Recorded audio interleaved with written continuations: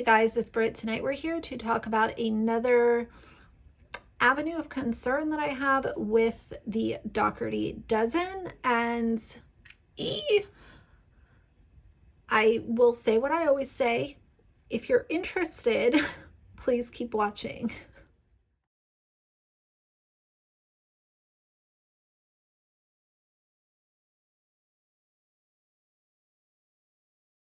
All right, you guys, now before we get into it, I need to put a little disclaimer. I feel like once in a while, I'm just going to have to put this disclaimer in my videos, especially with the Dougherty Dozen.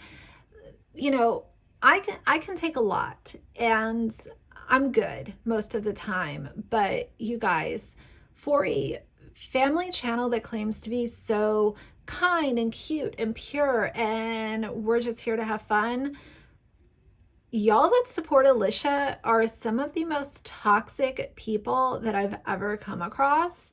And I've come across my fair share of nasty commenters, but some of the things that you guys leave in my comments are alarming. It is kind of scary the lengths that you're willing to go through to like defend this woman and her family that you don't know. You don't know what's going on behind closed doors. All that I'm here is to react to the public content and give opinions about it. And I mean, the way that some of y'all talk, you'd swear that Alicia was like your daughter and you like live in her house and you know all the family secrets. It's very, very weird. But as I've said before, I'm going to continue to cover her. I cover a lot of family vloggers. Alicia's not the only person I talk about. She didn't make my channel. She's not going to break my channel. I'm just here to report on things that I come across. If y'all want to listen, cool. If not, that's cool too.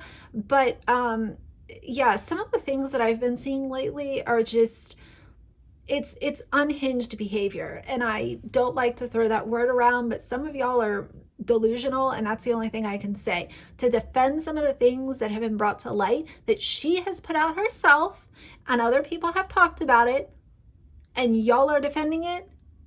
Ooh, I don't know. But either way, today we're here to talk about safety. It's a common topic with Alicia, with, you know, oversharing. A lot of it comes back to safety. Are the kids, you know, safe? Are they being put in harm's way? She's allowing random YouTubers to come by her house. She's laughed at the fact that her address is on Google. She constantly shows her own address in clips of vlogs and other videos. Safety is a big concern. And if you guys remember, what was her name? There was that TikToker. I'll put it on the screen. I cannot remember her name. But she had a guy that got obsessed with her and came to her house literally with a shotgun. So I'm not saying that everyone is like that, but unfortunately there are people that once they know where you live, like they will literally come to your house. Like a lot of people, you know, could be taking in this content and just not thinking clearly, and they become so obsessed that they think showing up at your house is normal. So most people want to keep their address under lock and key, especially if they have kids in the house, like whether or not you have kids, but obviously when you have little ones, like counting on you to keep them safe, you don't just laugh at the fact that people know where you live. And she has gone above and beyond to name the kids' schools, where they go to summer camp. She has listed like what time they get off of the bus. Like this is really, really scary stuff. And she lives in a small town in New York. So it's not like she lives in Atlanta, you know, or LA, where it's a little bit harder to pin down, okay, well, where could this be? It's not a major city. It's a small town, and there's just no excuse for it. I have nothing to say. There's no excusing it. So she put up this thing on Instagram, and it's their weekly plan. And she's put these up before. And when I saw this one, I said, I need to talk about that specifically because this is not okay. Her weekly calendar has all kinds of, she has doctor's appointments listed for what the kids are getting blood drawn for, like specifically. So obviously that goes under the medical oversharing piece of her issues. And then we have certain kids going to summer camp. She lists the times that they're going to be at summer camp and which kids will be at this camp. And she also has other kids listed for their football practice and what time they're going to be at football practice, and other kids for instrument lessons. She has her own appointments on here, which is whatever. She has her husband who's going to a golf tournament, what time the golf tournament is. There are also horseback riding, taekwondo, and more horseback riding, and she lists the exact times. So as an example, and this is not reflected on here because I don't want it to be like, oh, well, you're further sharing the info, but let's just say one of her kids has horseback riding on Tuesday from 1 to 2. If someone came across this, it would not take a genius to figure out where their horseback riding lesson is. Because she's overshared so much, all that they need is the time and the day. And if they're there unsupervised, what's going to happen when someone's waiting in the parking lot for their kids? What is going to happen? Just the thought of this scares the hell out of me, and I don't understand how it doesn't scare her to the point where she's going above and beyond to make sure that people don't know where her kids are. Why do people on Instagram need to know your weekly plan? This should be something that's kept in your family's home to keep everyone organized. I think that having a plan is wonderful. Having a plan is not the problem. It's having a plan and sharing where your children are going to be and for what time window they're going to be there. When you have so many eyes on your channel, over 700,000 subscribers, well over, 3 or 4 million on TikTok?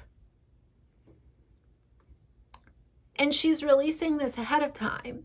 So if you have someone who lives a couple states over, they could see this and decide, I'm going to go to New York and I'm going to wait at this horseback riding place and I'm going to meet one of the Dougherty Dozen kids. And if y'all look at this and say, oh, it's really not that big of a deal, I'm not sure what to tell you, because it is quite the opposite. It is a very big deal. And I heard a comment on one of my videos that I posted. I'll read it to you guys. So essentially this person, who is some kind of troll that I've blocked in the past, who knows who it is, but they essentially tried to take the criticism away from Alicia by saying that some of these kids have never had their own birthday party, some were starved, and so essentially Alicia's giving them this really amazing life. Just because you're giving a child a birthday party or a gaming station or a new wardrobe or taking them on a vacation, that doesn't mean that you can exchange that for exploitation and putting that child in harm's way by oversharing their medical info or telling people where they have swimming practice or what time their basketball practice is or whatever it might be. One does not negate the other.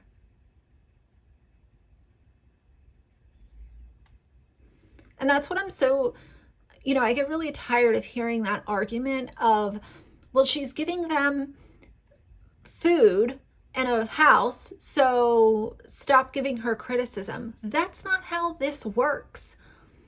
You signed up for this, you invited these kids into your home, so you are signing up to be their parent.